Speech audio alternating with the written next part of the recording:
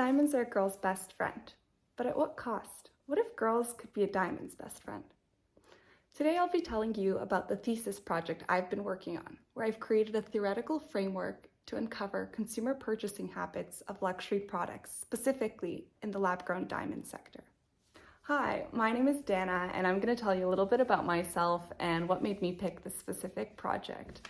So, I am a graduating student of the Professional Communications Bachelor's at Toronto Metropolitan University, and we've all been tasked in this class to do a year-long research project on the topic of our choice.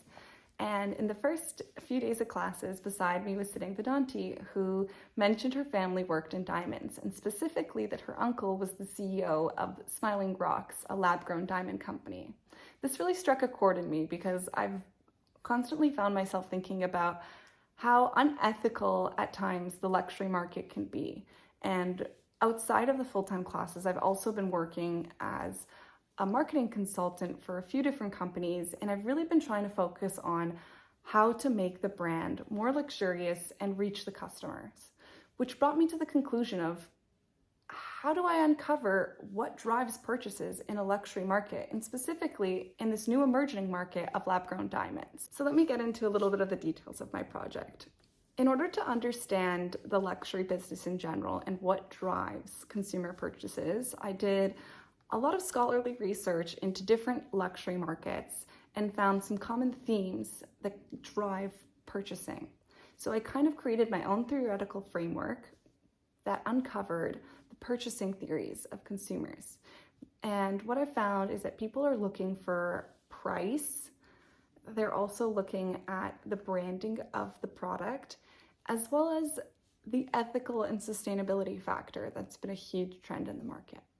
So after creating this kind of framework, what I've done is go into social media, specifically Instagram, and gather all of the information I could find on lab-grown diamonds.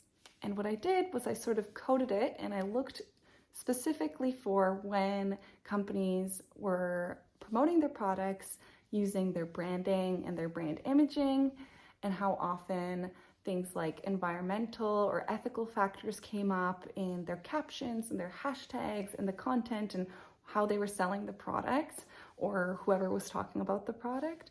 And then I also looked at price and if they were comparing the price to mine-grown diamonds. And what I found was that actually 90% of the time they mentioned the branding element and that this was their brand, and 80% of the time they talked about the price and how it was significantly cheaper and at what rate it was cheaper.